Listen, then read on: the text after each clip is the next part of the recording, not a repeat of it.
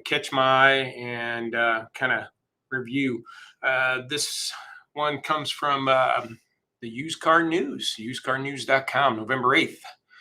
Just says by a staff writer, actually on the 7th. But nothing on the headlines that is specific other than the fact that used car prices rise again. Okay, so the sale conversion rate increased in the month to 67%. And we're talking about October here, which is a much higher conversion rate than the typical for October, it says.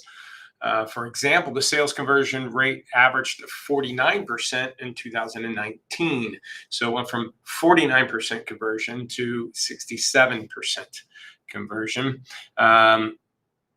Basically saying that this indicates buyers are much more aggressive in buying than in typical case of the fall, Manheim reported. And year-over-year basis, the majority of the market segment saw seasonally adjusted price increases through October. Okay, so wholesale is high. And again, we gave another last week.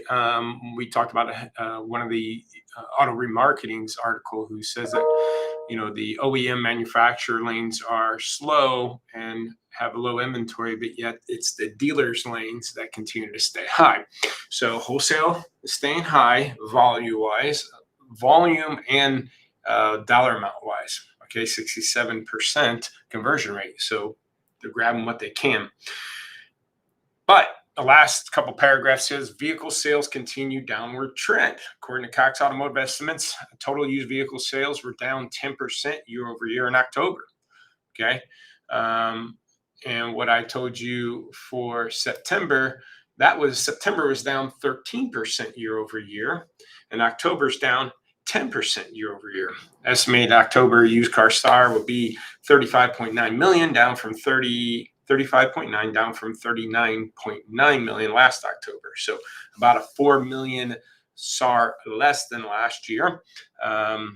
So retail sales are down. Now, again, one of the things that we track is the market listings, and we found that the market listings, both nationally on used cars on AutoTrader and Cars.com, are steady at 1.4 million back in June to 1.2 million to 1.4 and 1.2 million. Again, there's maybe 20, 30,000 less cars listed nationally, but a lot of markets we're seeing within a 100-mile radius of their stores, used cars are kind of trending up. So again, what's this mean for you? This is kind of a repetitive video tip, but I mean, these are the headlines right now. Dealers are paying top dollar for cars at the lane. And what we really need to be focusing on is private party acquisitions, right? And this is where years ago, I was telling dealers, this is where getting into leasing strategy, even though it's the long-term game, meaning you start leasing a lot of cars right now, 3-4 years down the road, those cars are coming back to you. So those dealers that had those markets and best practices of leasing, I say that because there's some markets who, like Kansas City here, is a very low leasing market. But it doesn't have to be that way. I think as long as you can educate your consumers on the benefits of leasing, you can control what you push out, and those cars will show back up on your lot. They should be having to turn them back into you, a high percentage of them. So private party acquisition, getting better at new car leasing so you can see those cars.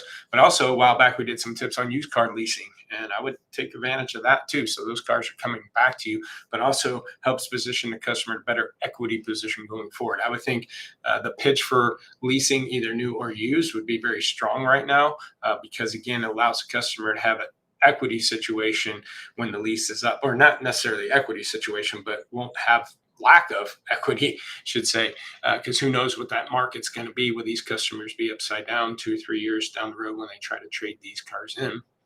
So again, headlines are staying pretty consistent. Wholesale is high, and it's going to continue to be high up until probably rental car companies get some cars from the manufacturers, which won't happen for a while until you guys get the cars from the manufacturers. So wholesale is going to continue to stay high, and you want to fight this battle because, again, doesn't mean you paying high at the retail lane, wholesale lane doesn't mean the customer has to pay high at the retail end of it, and doesn't mean they have to be there to even buy them in the first place. So that's the headline. It was just today. I mentioned it because last week we talked about it was mostly September numbers. I wasn't sure where October was landing, but those are the numbers. So continue to keep your head down, keep your inventory grinding. You got about 45 to 50 days to the end of the year. So stay